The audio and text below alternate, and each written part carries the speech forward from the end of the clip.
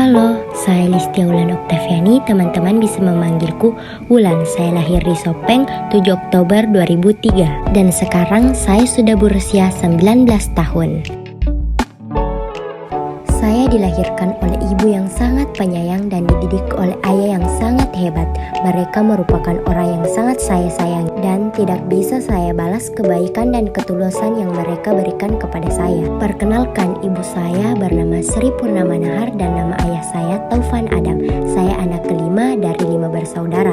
Kami bersaudara saling menyayangi dan tidak pernah bertengkar. Di samping adalah foto keluarga saya dan foto saya pada saat kecil dengan ayah dan ibu saya. Terdapat beberapa teori yang diungkapkan beberapa tokoh yang saya gunakan dalam menyusun tugas mata kuliah Psikologi Perkembangan Anak yang diberikan oleh dosen pengampu. Saya Listia Wulan Oktaviani dan berikut adalah lifespan saya. Masa prenatal. Menurut Harlock, masa prenatal dimulai sejak terjadi proses pembuahan sampai anak terlahir di dunia. Pada masa itu terjadi pembuahan dan perkembangan fisik dan psikis yang sangat penting bagi seorang anak. Jenis kelamin anak dan bentuk fisik telah ditentukan sejak anak berada dalam kandungan. Saat hamil, ibu saya mengalami kondisi hamil tua.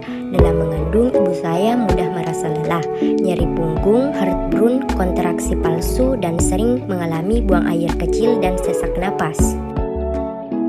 Masa neonatal. Neonatal adalah masa sejak lahir sampai dengan 4 minggu atau 28 hari sesudah kelahiran. Neotus adalah bayi berumur 0 sampai dengan usia 28 hari. Masa neonatal sendiri dapat dibedakan lagi menjadi neonatal dini dan neonatal lanjut. Saat hari Selasa, tepatnya tanggal 7 Oktober 2003, ibu saya mengalami kontraksi. Pada saat itu, posisi ibu saya hamil tua dan memiliki resiko tinggi saat melahirkan. Namun, ibu saya sangat kuat dan berhasil melahirkan putri terakhirnya yang diberi nama Listia Wulan Oktaviani, yang artinya bulan Oktober yang indah. Ya, itulah arti nama saya. Saya lahir dengan berat 2,7 kg. Kata ibu saya, waktu bayi saya tidak rewel. Saat bayi, saya diberi ASI oleh ibu saya. Pada usia 6 bulan, saya pun diberikan MPASI atau makanan pendamping ASI untuk melengkapi asupan nutrisi saya. Pada usia 9 bulan, gigi saya baru tumbuh dan saya mulai berjalan saat usia 12 bulan atau 1 tahun. Saya diberi ASI oleh ibu saya sampai dengan usia 2 tahun atau 24 bulan. Seperti yang dijelaskan pada teori Piaget, tahap perkembangan bayi awal mengembangkan pemahaman tentang dunia melalui pengalaman sensorik seperti melihat dan mendengar. Dilakukan juga dengan tindakan motorik seperti menggapai dan menyentuh. Masa kanak-kanak awal 2-6 tahun. Semasa usia 3 hingga 4 tahun saya sudah mulai bersekolah di playgroup. Saat itu saya sudah mandiri ke sekolah hanya sekedar diantar oleh ayah saya dan tidak ditunggu oleh orang tua atau pengasuh seperti teman-teman saya yang lain. Di playgroup saya sudah bisa berhitung, mencoret-coret, dan mengikuti instruksi yang diberikan oleh guru saya.